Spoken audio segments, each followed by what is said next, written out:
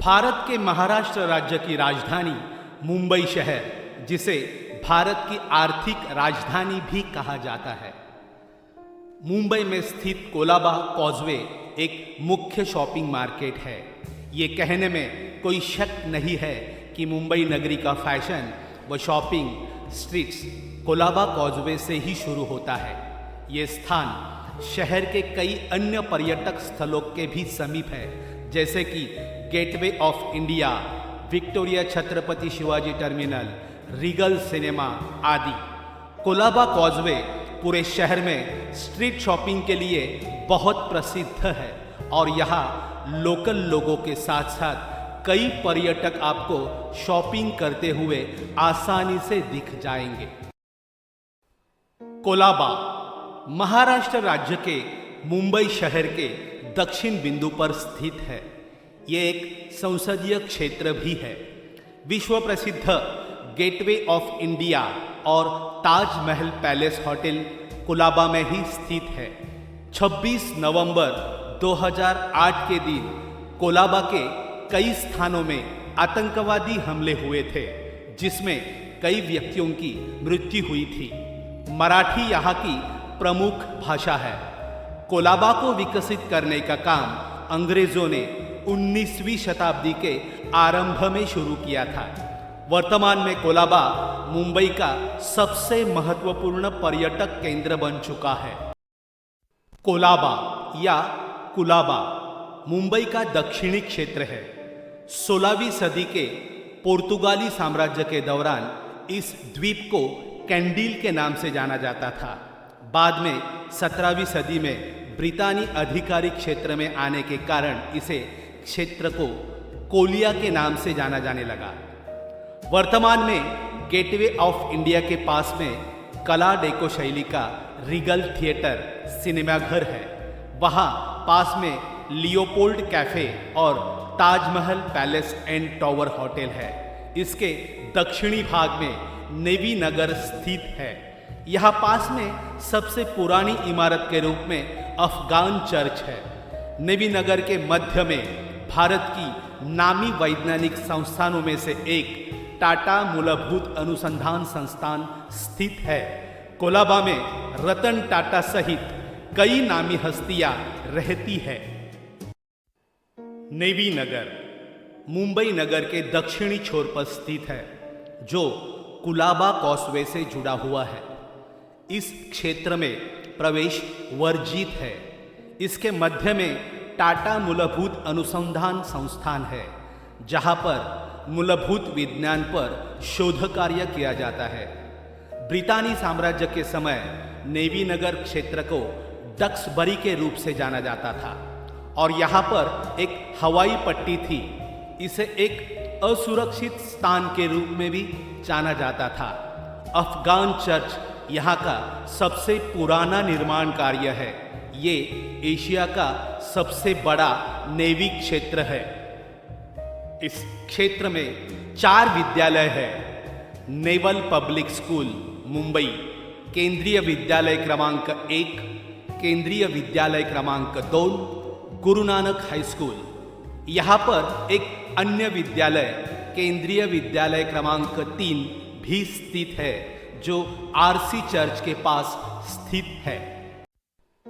Navy नगर यानी नौसेना नगर में नौसेना अधिकारियों जैसे NOFRA के नाम से भी जाना जाता है और नाविकों के आवास है।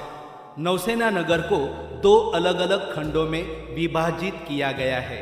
खंड 1 में पुराना नौसेना नगर शामिल है और इसमें छोटी, आमतौर पर 5 या उससे कम मंजिल वाली इमारतें हैं, जो 1980 के दशक तक बनी थी।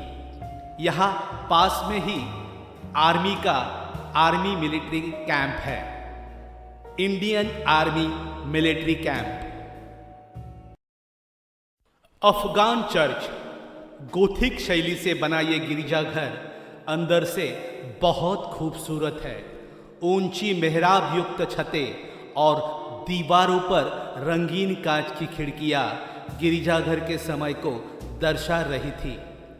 क्योंकि वहां पर केवल हम ही लोग थे, इसीलिए ये एक सपने जैसा लग रहा था और मुझे पूरा समय मिला अपने ढंग से इस गिरिजाघर को देखने और उसके बारे में महत्वपूर्ण जानकारी मालूम करने के लिए। संगमरमर के पत्थर पर उस चर्च के बारे में कुछ जानकारियां अंकित थी। जानकारियों के आधार से पता चलता है कि इस चर्च का निर्माण असंख्य सैनिकों की याद में किया गया था जो 1838 में सिंध और अफगान युद्ध में अपने जीवन को खो चुके थे। इसलिए ये गिरिजाघर लोकप्रिय रूप से अफगान चर्च के नाम से जाना जाता है। हालांकि आधिकारिक नाम संत जॉन द एवेंगेलिस्ट है।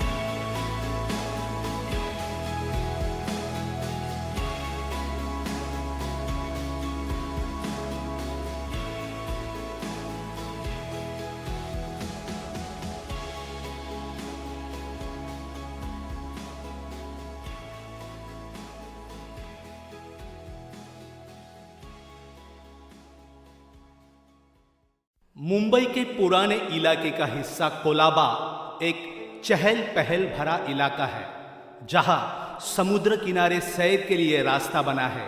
यह रास्ता 1920 के दशक में बने गेटवे ऑफ इंडिया से शुरू होता है।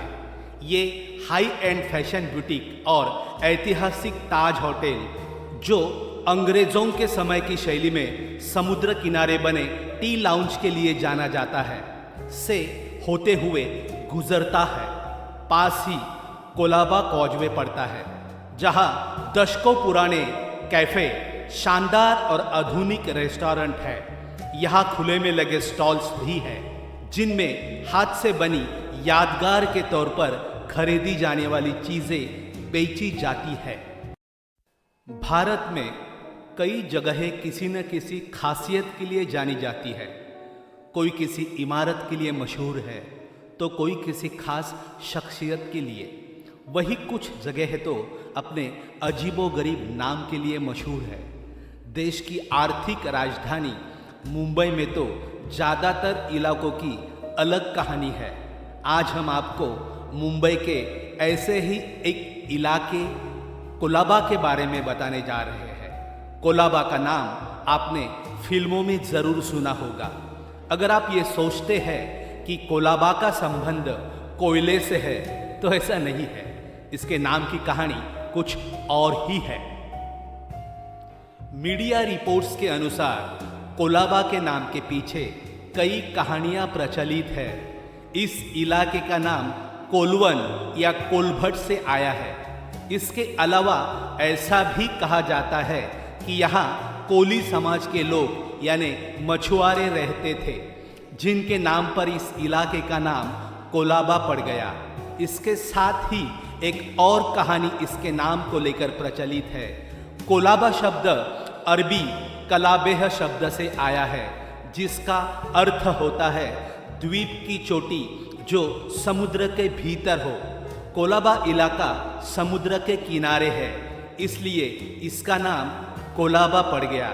वही 16वीं सदी के पुर्तगाली साम्राज्य के दौरान इस द्वीप को कैंडिल के नाम से जाना जाता था।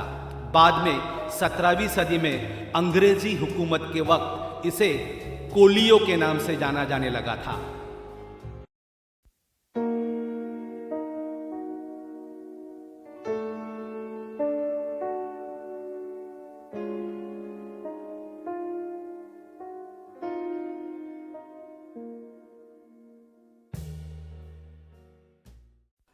कफ परेड। यह इलाका मुंबई के दक्षिणी छोर पर नरीमन पॉइंट के पास है। कफ परेड शहर के सबसे पॉश इलाकों में शुमार इलाका है। ये कई वाणिज्यिक और आवासीय ऊंची इमारतों से घिरा हुआ है। इस इलाके में Taj President hotel, World Trade Centre और मेकर टावर्स जैसी फेमस इमारतें हैं।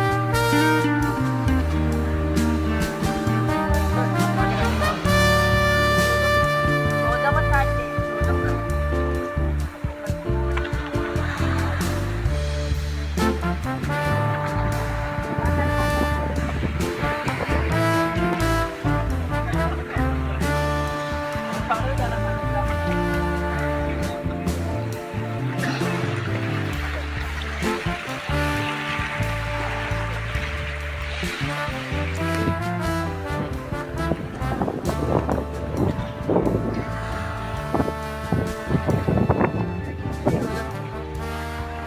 बघ आता बस स्टँड.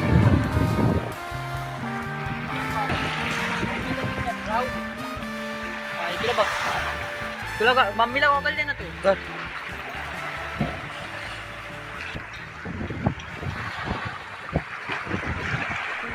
कफ परेड क्षेत्र में बाबा साहेब आम्बेडकर नगर, गणेश मूर्ति नगर और कोलीवाड़ा जैसे इलाकों की 28 एकड़ की ज़मीन पर 6000 से अधिक झोपड़ियों का विभिन्न चरणों में पुनर्वास किया जाएगा।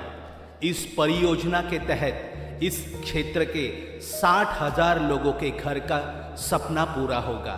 प्रत्येक झोपड़ी धारकों को 300 स्क्वायर फुट एरिया वाला एक 1 BHK का फ्लैट मिलेगा। इस घर की लागत लगभग 2 करोड़ रुपए होगी और बाकी बचे हुए जमीन पर 100 मंजिला आवासीय टावर बनाए जाएंगे। मुंबई के कफ परेड इलाके में झोपड़पट्टी पुनर्वसन योजना SRA के तहत सबसे ऊंची बिल्डिंग बनाई जाएगी। ये बिल्डिंग 42 मंजिला होगी। ये 42 मंजिला इमारत SRA के तहत बनी देश की सबसे ऊंची बिल्डिंग होगी। गौरतलब है कि SRA के तहत अब तक अधिकतम 22 मंजिला ऊंची बिल्डिंग ही बनाई गई है। मुंबई का कफ परेड इलाका देश की सबसे महंगे इलाकों में से एक है।